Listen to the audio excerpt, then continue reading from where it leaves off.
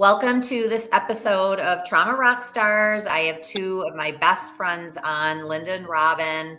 And I don't want to say you're my oldest friends because we're not old by any means. But we've known each other since cribs pretty much. Yeah, so we've known each other for a really long time.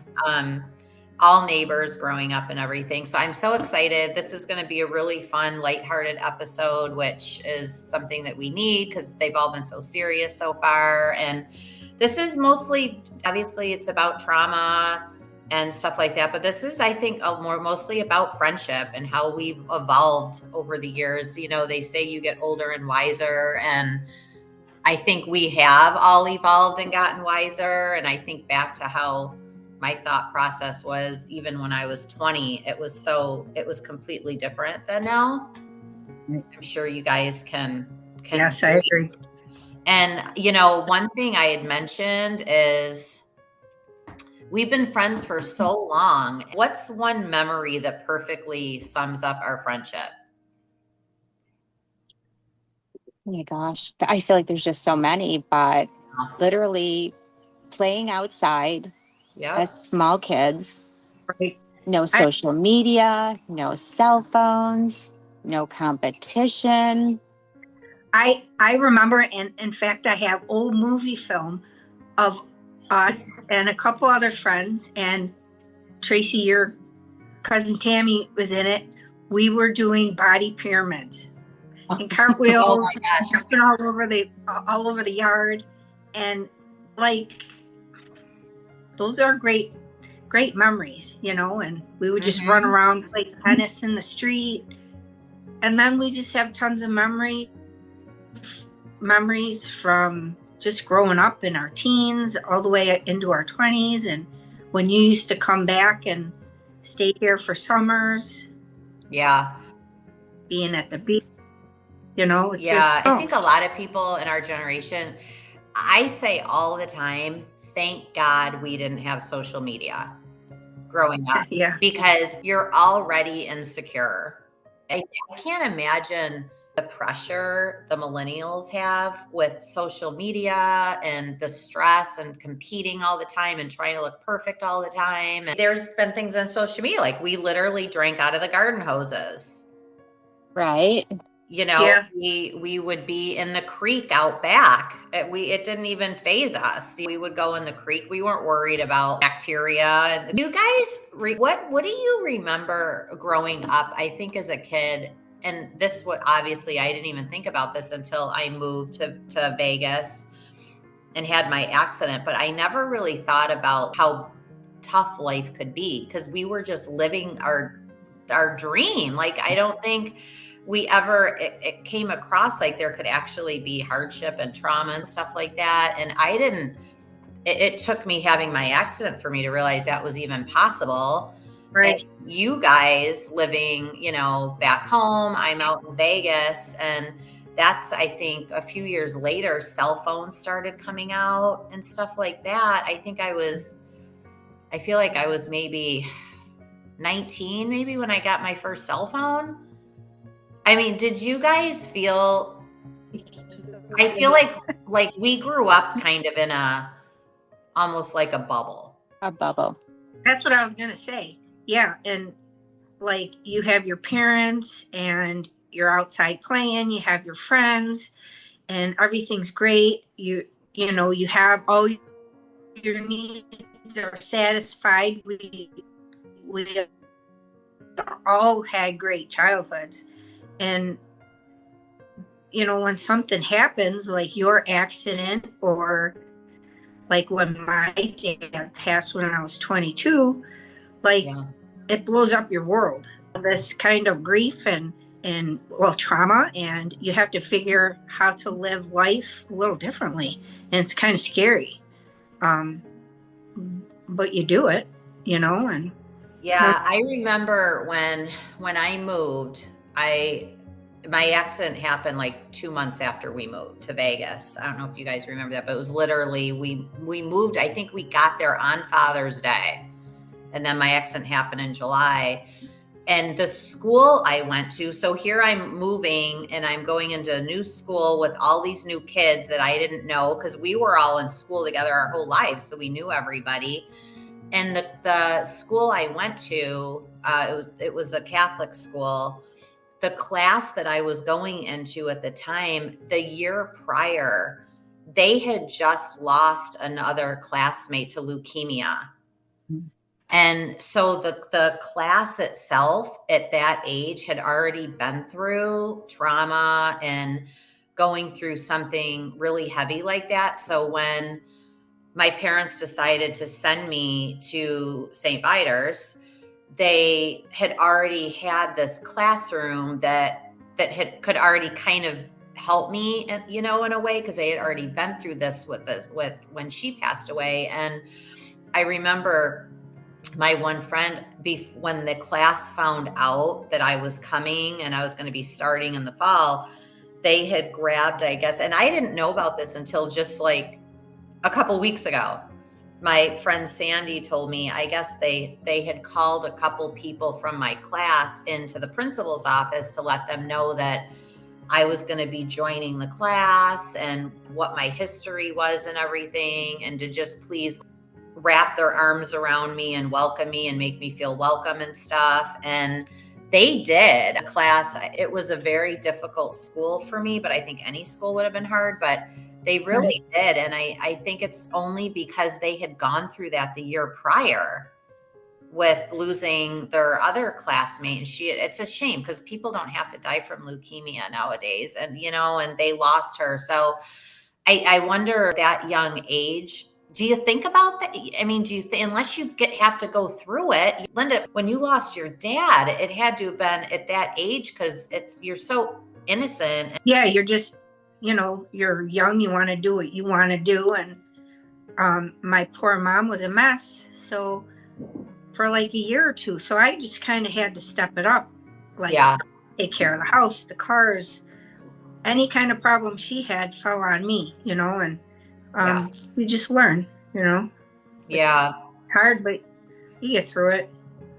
Yeah. Do you think, looking back now at the age we're all at versus 25, 30 years, you know, whatever years ago, do you think, looking back, because I look back at it and I think I was clueless, just in life in general. I was completely clueless. And do you look back at yourself and think that way? Because I mean, I don't feel like either one of you have changed much, but we have evolved mentally and emotionally and stuff like that. How would you describe that?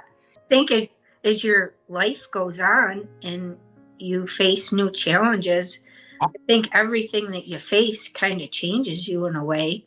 And hopefully you learn from it, or, you know, you pick up some new things and it helps you get through life.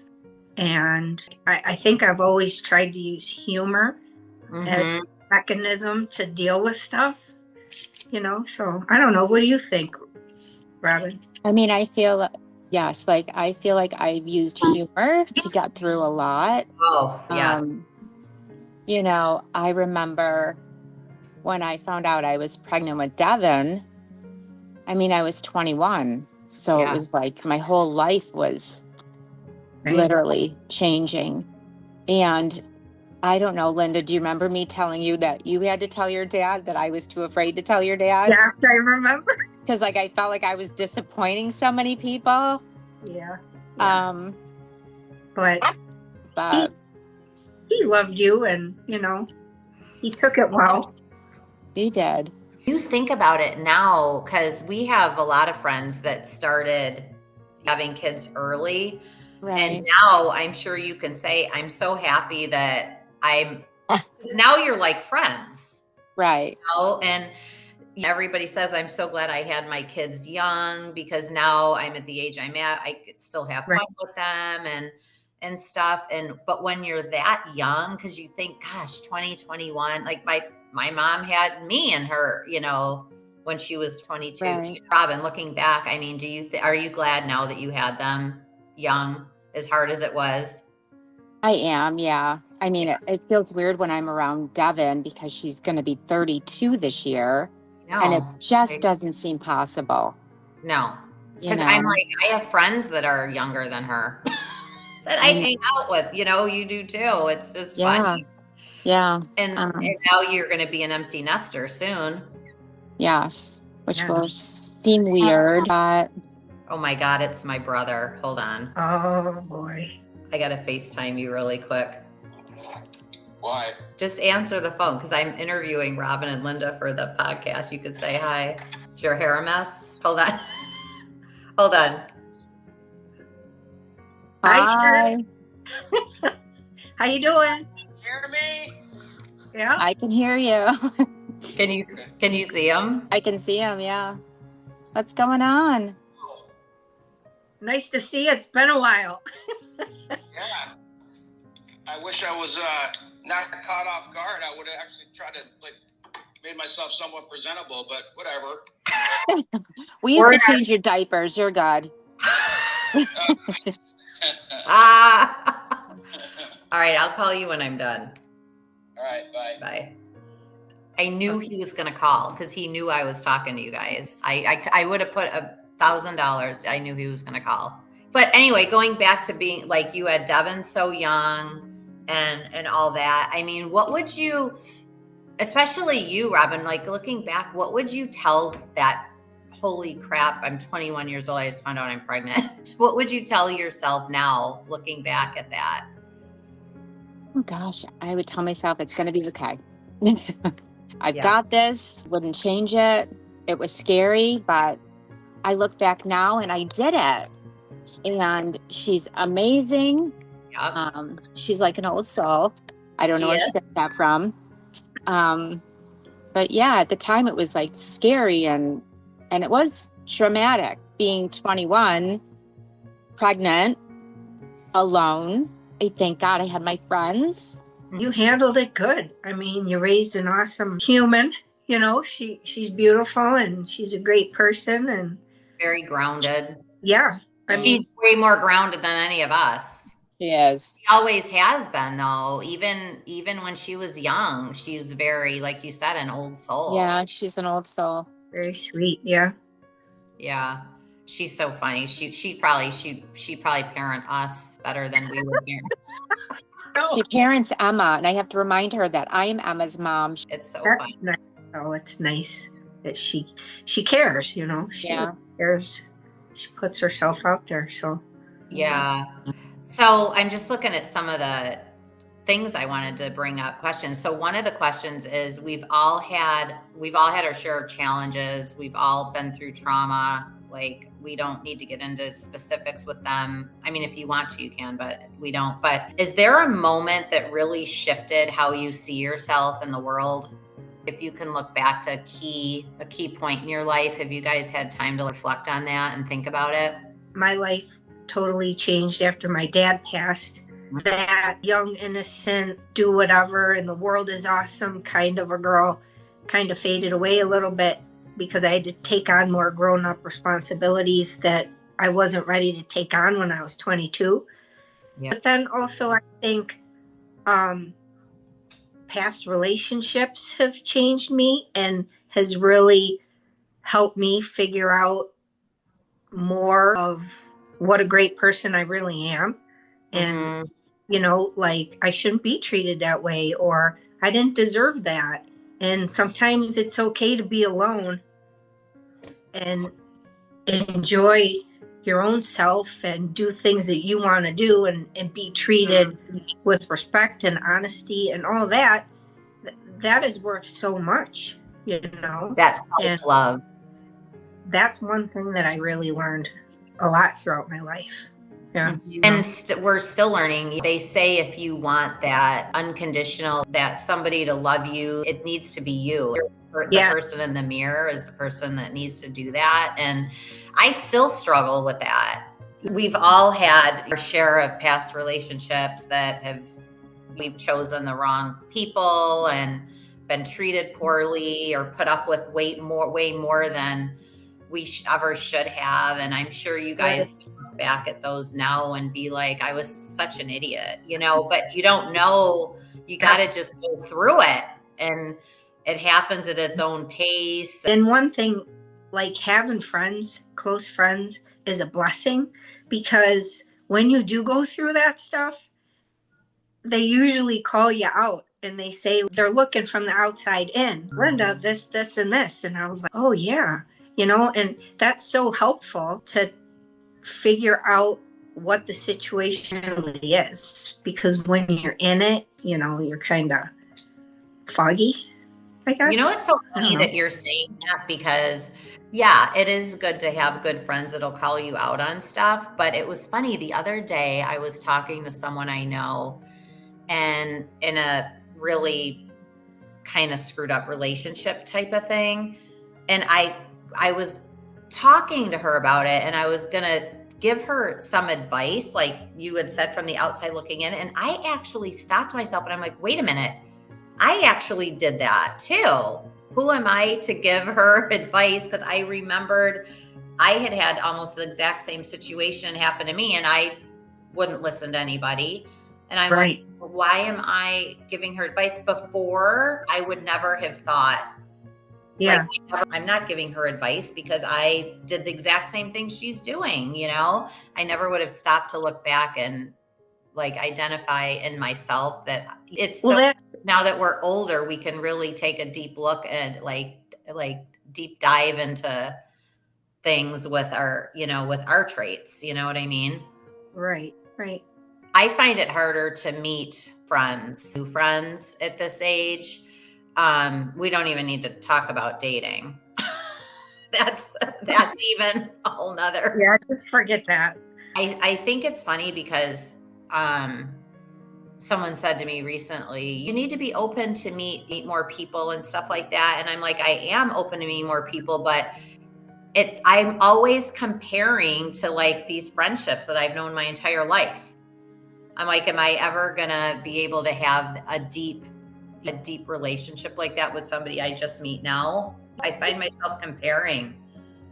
Yeah. No, I definitely it's such a different type of friendship when you have people that you grow up with, you know each other inside and out for years, and you know each other's funny quirks, and you have humor, and you just grow up with that. But when you're an adult, I think everybody has their, I don't know, they have boundaries around them, and you have to kind of put yourself out there and welcome new people, I guess. And it's so hard to do, especially if you're shy like me. I'm very shy. Like, I could probably go into a party and not talk to anybody and be totally fine, but and that's what I'm trying to overcome right now, is to force myself to just walk up to people and introduce myself and say hello. And you never know, that right person, you might click with them.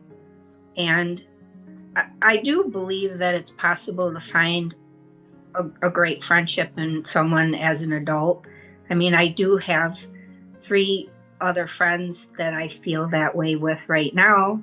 My kids and their kids all grew up together. Those friends are so dear to me. But I do believe you can start a good friendship with an adult. It takes more effort. I find too, now that I'm getting older, I find there's a lot of people that I don't have tolerance for their BS either. Yeah.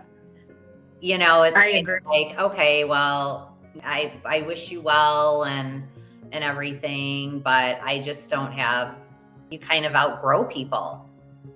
Yeah. Yes. Do you find that's happening? Yeah, I've outgrown some friends. Yeah. And I don't, not for anything bad or negative, just your life goes in a different direction. You want to give your energy to certain people and you want the same energy back. Yeah. And I wish when we were younger, we had somebody, you're bringing up energy. Everything in life is about energy. Right. What you put out is what you get, period. Mm-hmm. It's like that simple. And I wish we had like a fairy godmother or somebody when we were younger to tell us like, okay, this is what you guys need to understand. It's about energy. Stop putting up with this. Stop Right. creating space for people that aren't going to create space for you, kind of thing. But I think back then, growing up, people weren't talking about this stuff. People weren't talking about mental health and emotional stability and anxiety. I didn't start getting anxiety until my 40s. I would go through depression and stuff. It was taboo to talk about that stuff. Right. And now, you guys know, I went through the MDMA and everything. Going through that, things are so clear to me now, and even more clear than they were before going through that. I think you just, like you said, Robin, you kind of start going in different directions. You focus your energy on other things, and things just kind of fall off on their own. Right. I mean, I've even distanced myself from my own mom. Mm-hmm. But you set boundaries. I had to set boundaries. I had to. And unfortunately, we don't have a relationship. Not that we really did have a great relationship, but if I talk to her maybe it's once a month recently, but before that, it was a while. I stopped celebrating holidays with her because I didn't like the person I had to be around her, because she would have her comments or she would judge. I think back to my whole entire life, really. I always made choices based on what my mom would want. I have to do what my mom thinks best. Right. I would be in relationships, and if my mom didn't like that person, I would break up with that person. Right. And God, I wish I could have done this 33 years ago. For me, you're finally putting your mental health first. Right. I'm not going to say you never have done that, but you guys both have 3 kids. You've got families, you've got lives that you're trying to raise. You're trying to raise your own kids, and you raise yourself as well. And I feel like Robin, you especially have been down this amazing path for your mental health, and you started setting boundaries. You always were such a people pleaser before. Right. And I think you too, Lynn. I mean, you are too. I think it's great to be a people pleaser, but you should be pleasing the people that appreciate you. Exactly. And pleasing yourself. Yeah. And the fact that you said, I think it's super powerful, the way you said, it's not your mom, it's who you would become when you were with her in her presence or talking to her like that. You didn't like that person. Right. And that's such like a huge thing. That's got to be hard to like finally have that moment, be like, wait a minute, this is not who I am. Right. It's like a double-edged sword, because it's like, obviously you're not going to disown your family. And I've got family that I don't even talk to, that I never will speak to again. I mean, I guess it happens with a lot of families, but to set those boundaries, you're doing it for you. Right. I think that's like so powerful. And I mean, and I think it's good that you're setting them and you're not completely not communicating. It's just as an as needed basis now. Exactly. Yeah. And I think also you're making your own peace, your own internal peace, where you're not getting so much anxiety dealing with someone. I think that really is a gift to yourself in a way, when you don't put up with stuff and you let people know, no matter who it is. Right. It's a way of loving yourself. Yeah. And we forgive for us, not for them, right? Right. I always felt until recently that, well, I'm not forgiving because that's letting them off the hook. They're getting away with it, but that's not why you're doing it. You're doing it for you and for your own, you said, Lynn, your own peace. I know I have my little tricks and stuff I do, but how do you guys deal with stress and anxiety like that now? Your kids are grown. You're going to be an empty nester soon, Robin, probably in the next few years. How do you guys, in life in general, how do you guys deal with your stress and anxiety? You go first, Bird. Well, my I know it's terrible. So I do like Pilates. So that is like really a big stress reliever for me to do it 4 to 5 times a week. Yeah. When I'm really stressed, and Peter will tell you, you need to go shopping. And Yeah. I do. I know the retail therapy is, Yeah. but I just forget about all of my problems and I just shop. You haven't Um, changed. Yeah. Now I'm into the whole flower thing that I've started my side it. business with my girlfriend Jess. I'm into flowers and my house is starting to look like the botanical gardens. I never used to have not even one plant in my house, not one. Really? Now it's like the botanical gardens. Oh, I And love it's like relaxing to me and like just learning about all the different plants and flowers and it. It brings beauty to the world.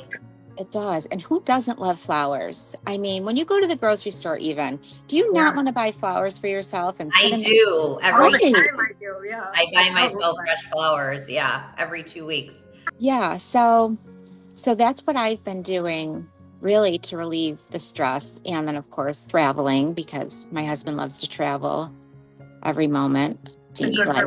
And that's very relaxing because it's usually just the two of us that go. Yeah. Are you finding it easier now too to identify those triggers? Because I'm really trying to get in tune with that. Like Thursday, I had a trigger and it kind of affected me the whole day. And it was my own damn fault because the only thing I can control is my reaction to things. And I kind of let it give me a really bad day, but I'm getting so much better at identifying those triggers. Have you been able to do that? I feel like I know when they're coming on. It's terrible and I should get off of social media, but there are times where I get triggered just being on Facebook. Yep. Yep. And I think I should just not even be on it. Yeah, turn it off, right? Right. I know. I should put before every episode, trigger warning. Right. Because and I find like, I agree with you. And unfortunately, to promote this podcast and get the word out, I've got to be on social media. I just got on TikTok for the first time because before I didn't tick or talk and and it pains me. And I felt like I was crossing over to the dark side, getting on, to be quite honest with you. Right. I just created a page as well for the business because now that it's all about social media, but I'm going to try to focus on that page and not the regular Facebook where, you think there's so much bad in this world. And then you look at the people posting rants and ridiculousness and it like makes me see red. So then I have to just shut it down.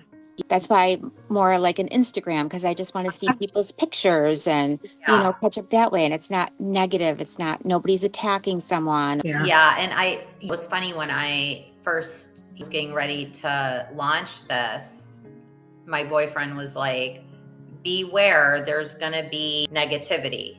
You're going to get criticism and people talking shit, which I'm sure that's happening, but everything I've seen so far has been love and support and people reaching out that I never in a million years would have thought would have ever reached out to me that has, which has been really moving. If there is that negative, I keep telling myself I'm ready for it. I just wish them well. But like you said, it's a lot. It's so saturated and we're so like the country's so divided right now. And it's like everybody seems to forget. I don't care what side you're on. I don't care who you voted for. We're all human beings and we're all suffering and we're so divided. And I think somebody I know posted something like, do we have to have another pandemic or another 9/11 to get us back together? That's awful. But it has also opened up things in people. Like it's brought out really ugly sides of people that I've seen. And a lot of time when you see it, you can't unsee it. So that's the kind of stuff that I'm just focusing on. Rob, like you were saying with the flower business, just focusing on the business and helping people. And you're focusing on bringing beautiful flowers into people's lives. I think if we just focus on that and just distance, it's hard though, because it's all over the place. And Linda, you're a fairly newbie to social media. Yeah. And I don't like it. I mean, I give you credit. You haven't been on at all until what, the past? Maybe year and a half, maybe. To be honest with you, I'll go on it, but I usually don't post anything, you know. But like going back to your question, like what do I do? Yep. What was it?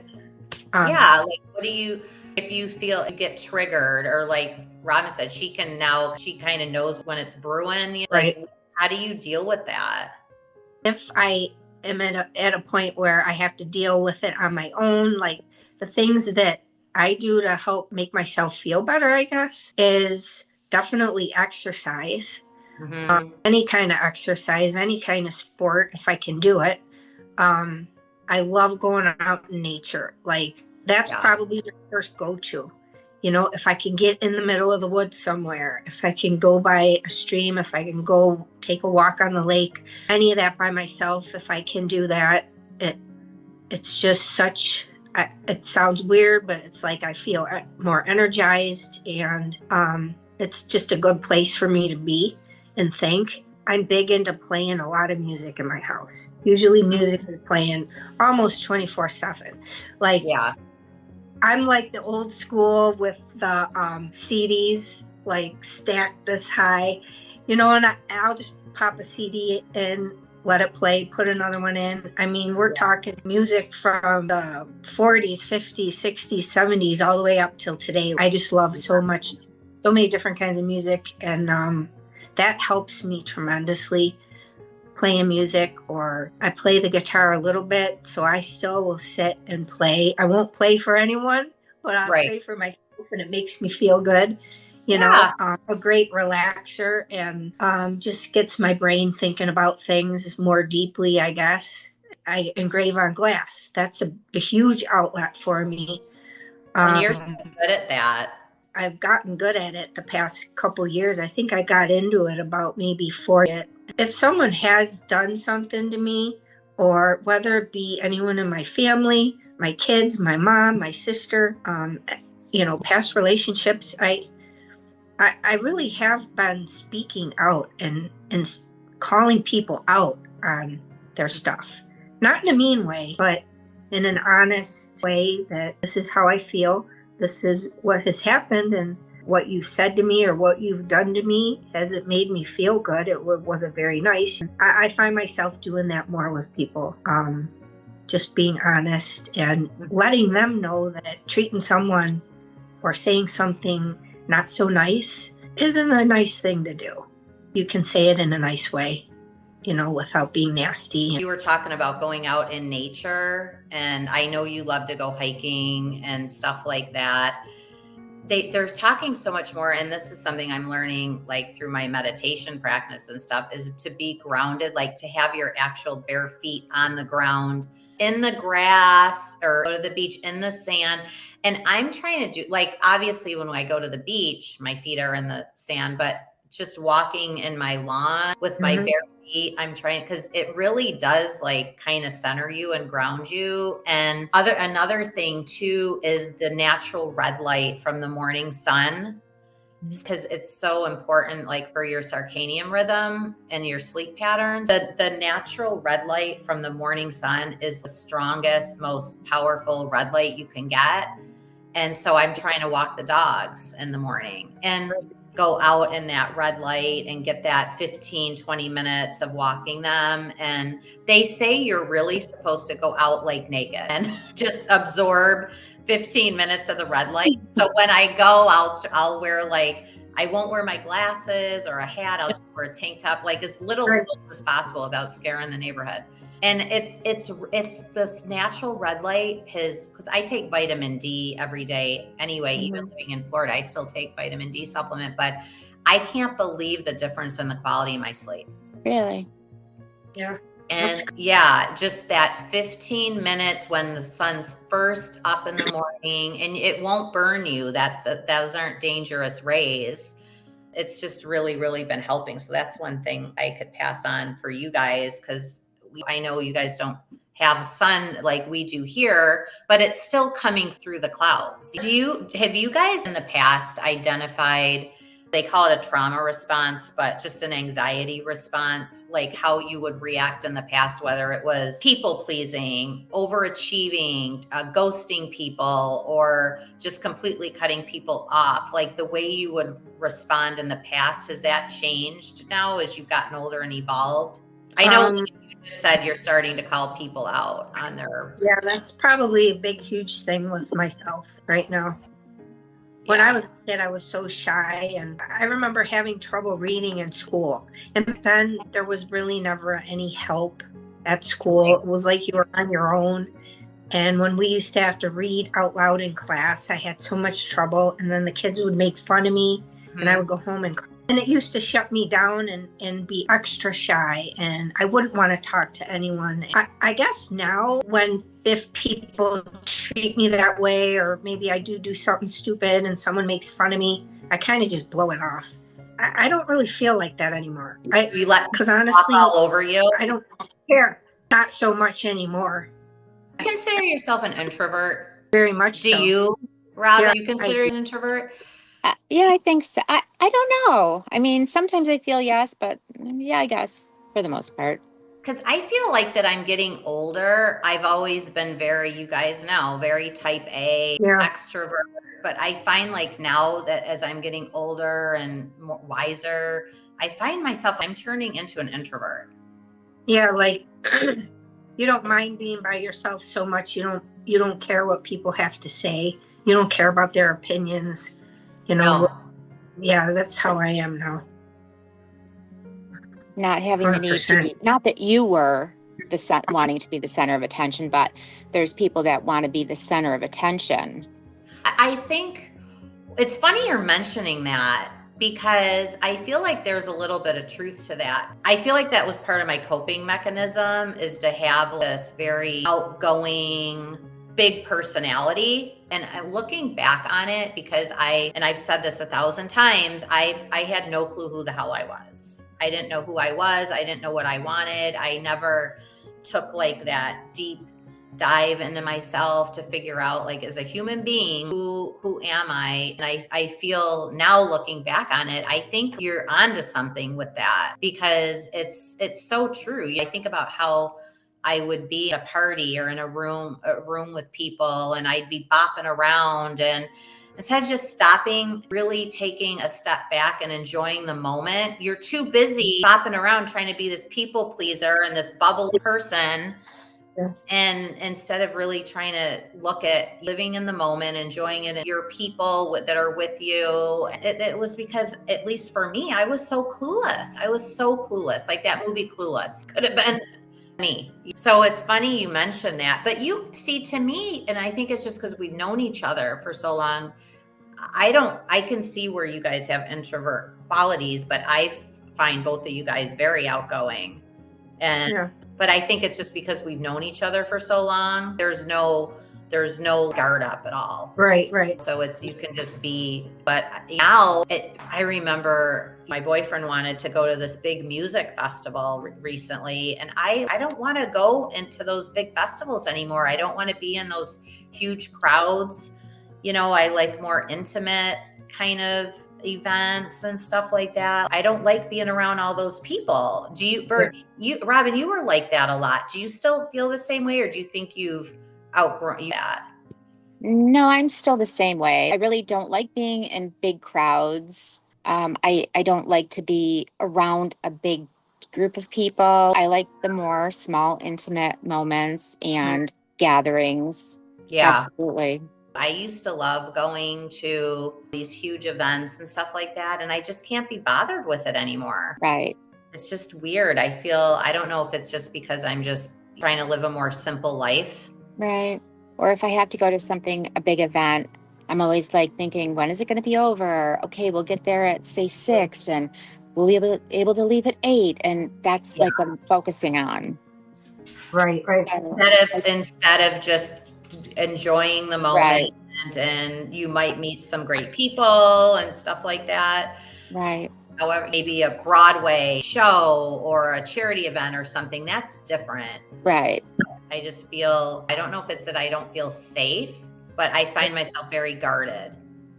Right. Yeah. Well, environment. that's like going to the Bills games when they're in our schedule this year. We have a lot of late ones. I don't like going to the late ones Yeah. because I feel like you don't know what's going to happen. There's fights breaking out, and you know, it's craziness. And then like you can't just sit there and enjoy or walk back and be like, wow, that was a great game. You're like, at least how I am, I'm on guard. Like, is a fight going to break out? Is, you know, Yeah. a car going to come, you know, barreling through? I think it's so much harder to trust strangers nowadays than ever before. You know, like, are they going to behave? It's kind of ridiculous, but that's how. Do you have I know, just going to the mall even. Do Yeah. you think a lot of it is just because it's so front and center now in the media of all these crazy things where, I mean, I'm sure all this was happening back in the day when we were growing up too, but now it's so front and center. We're also like aware of everything. Right. Like you can't Yeah. live your life in fear, but on the other hand, it's very in the back of your mind. Yeah. Right. I feel like it's in the back of my mind too. I think, you know, I have 3 kids and, you know, I'm their mom and they need me. And, you know, Devin and Cole, unfortunately, don't have their dads. Yeah. So this is all they have left. Okay. So I want to wrap this up a little bit. As moms, do you guys talk about this stuff with your kids and try and give them words of wisdom in certain avenues? Like, how do you handle that? Because now they're all young adults and they're in a very scary time. Like we said, we wouldn't want to be them growing up now with all the pressure they have on them. Oh, yeah. How do you navigate that with your kids? Devin and Cole, I'm always saying to them, be careful, be aware of your surroundings. You don't trust people. And they're very good about it. Mm-hmm. Emma, you know, being 18, when I try to talk to her, she's like, I get the eye roll and the, oh my God, Mom, you're so annoying. And I just think someday you're going to say to me, wow, you were right. And you remember how we were when we were 18. Right. I mean, you literally think you have all the answers to the world. Right. With my kids, so I have 2 boys and a daughter. I guess I'm a little bit more strict with my daughter than my boys, but I do beware with my boys also. But one thing I always say to all 3 of my kids when they do go somewhere or they are out and about, and I always say, and they'll let anybody know, I say, be smart, be safe, and behave. And I've always said that to them ever since they were little. Mm-hmm. And I mean, when you're their age, and we were their age, we just didn't think like we were going to get into some sort of trouble. You know, you're just going out to have fun. But nowadays, you really have to have your guard up. And especially with being a girl, I don't like my daughter, traveling far by herself. Yeah. You know, I used to do it at a drop of a hat so many times. And I know, Tracy, you've traveled across the country by yourself a couple times, from Vegas all the way to Buffalo. And you had your dog, that was it. And this world is just so scary. And but yet, like you said, you still have to live your life. But I think you just have to be more cautious. Well, back then we would go out and we could leave our drink on the bar and go to the bathroom and come back, and we didn't have to worry about getting roofied or God only knows what else is. Now there's fentanyl. People are walking by it and they're dying. Right. And for the girls, like, I mean, Devin is, you know, mature, but for Emma and for Viola, like, how do you prepare them to like just be extra cautious? Because we didn't have to worry about this stuff when we were growing up. Like it never even crossed our minds. Right. And I feel like, I don't know, at least for me, my parents never said to me, be careful. And my parents were having parties, getting, you know, drinking and smoking, and there wasn't a worry in the world back then in the 70s and 80s, you know? Yeah. Because I mean, now they've got to be so extra cautious, and it's like you can't protect them from everything. But even my niece and nephew, they're going to be tweens soon in a few years, and it's like, how do you warn them without scaring the bejesus out of them and Right. prepare them for the world? How do you do it without scaring them to death? I feel like you don't. I feel like Emma doesn't get scared. Even things like if her and her friends are going to go to the mall, I'm like, go first thing when it opens, or don't use the bathroom. If you have to go to the bathroom, wait until you're not at the mall, because, Or your friend goes with someone. Yes, go with someone. And then, like, I feel like she thinks I'm crazy, but, they don't watch the news and they don't see this stuff and they're still young. But yeah, my biggest thing is like when she says I'm going to the mall and I'm like, don't go into a bathroom by yourself. When you're walking to the car, don't be on your cell phone. All the things that they're kids, they shouldn't have to live like this and be scared, but they've got to be extra cautious. Like you said, walking to the car, know your surroundings. Right. Don't be buried in your phone. Get in the car. Lock it. Right. It's so much. I just don't even know how you guys deal with it, honestly. Do you guys have a theme song for yourself or your life? Linda, I could picture you dancing around. I do have a few artists that when I am down in the dumpster or something bad happens, there are a few artists. I pop in my CD and I dance around and do whatever. And a big one is Al Green. I love Al Green. Which song? One of my favorites is Love and Happiness.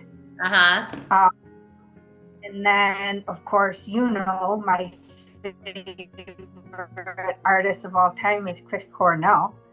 So yes. I know his music is a little more dark, but there are some songs that I really like Be Yourself is a favorite one of mine. But I do listen to him. Oh, my old time favorites that I used to follow this band, my sister and I, the Screaming Cheetah Wheelies. Their music is so uplifting and it's kind of like bluesy rock. It's just awesome. And I usually listen to those three mainly. Yeah. But that's what I do. I literally listen to like 80s and 90s. I'll listen to anything but country. Sorry. And if you ask Peter, I don't know why, but every morning when my eyes open, I sing a song. Do you? Every morning. Like and I think it probably drives him crazy, but I don't know. Like today it was each morning I wake up before I put on my makeup. No, every day it's a different song. It's whatever pops into my head. So this morning it was that one? This morning it was that one. And some days he'll call me at like 10 o'clock and he'll be like, I still have that song stuck in my head that you sang this morning. They're usually oldies. I don't know why, but they're always, yeah. Oh my God. If I'm trying to get the dog off the bed, I'm like, salt and pepper, little push it real good. And I'm pushing him off the bed. Every morning I wake up and I sing a song every single morning. Drives him crazy. This is awesome. That's a good way to start your day. Right? Oh my God. Yeah. And then it sticks in your husband's head all day. And it sticks in his head sometimes all day, and then he'll be whistling it but every morning I wake up and I sing a song. I mean, I don't sing the whole song, but just bits of it. Yeah. Every morning. Yeah. That's awesome. I love it. That's hysterical. Yeah. What about you? Do you have a certain song? I don't. So I'm just going to pull up one song. I'm going to send it to you guys that if I'm really down or whatever, it helps me. I'm just trying to pull up my history really quick. Do you know that song by Mercy Me called I Can Only Imagine? Maybe on titles. I'll send it to you guys. It's the Wynonna Judd sings a version of it that is just so inspirational. And so if I'm really like I'm really in a bad place, I listen to it and it pulls me out of it. And there's a part in there where she says, she was talking to her mom. This is before she starts singing the song. And her mom says, let them see the cracks in your armor because that's where your sun is going to shine through, and let them see that. And I'm like, well, that's a lot of the reason why I'm doing this podcast, because I'm putting it all out there, and I'm hoping other people will, drink the Kool-Aid as they speak and join this community. But I'll send you guys this song because Okay. it really helps, and it's beautiful. It's beautifully performed. And then I also love anything Aerosmith, Oh yeah. because they're my all-time favorite band. So I'll just play like you are with Chris Cornell. I'll play. Robin, I remember growing up though, you used to love the Red Hot Chili Peppers. I know I did. You were like a psycho Red Hot Chili Peppers. Yeah, I was. Growing up. It was so funny. And then there's another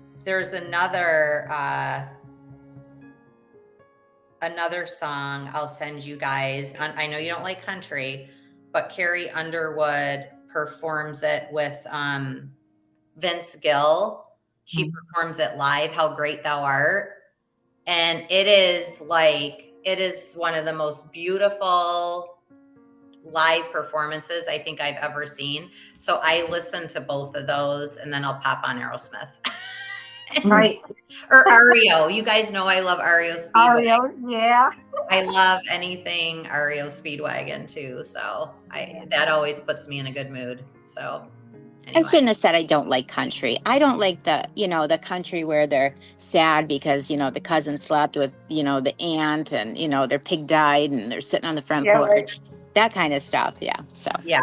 You don't like that real twangy. Right. Yeah. Well, I'll send you these two songs, but they're amazing. And you guys, as my friends, are amazing. Thank you so much for doing this. And it just it shows that we can just all get together and talk, and it doesn't have to be heavy.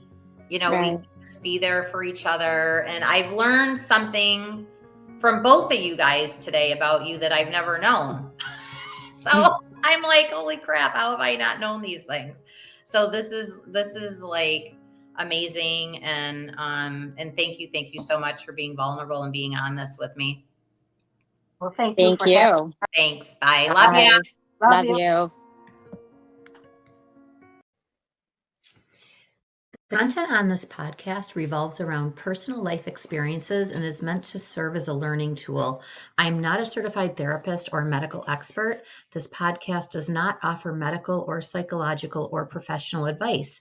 If you're curious about your mental and physical well-being, feel free to reach out to a licensed healthcare professional for assistance.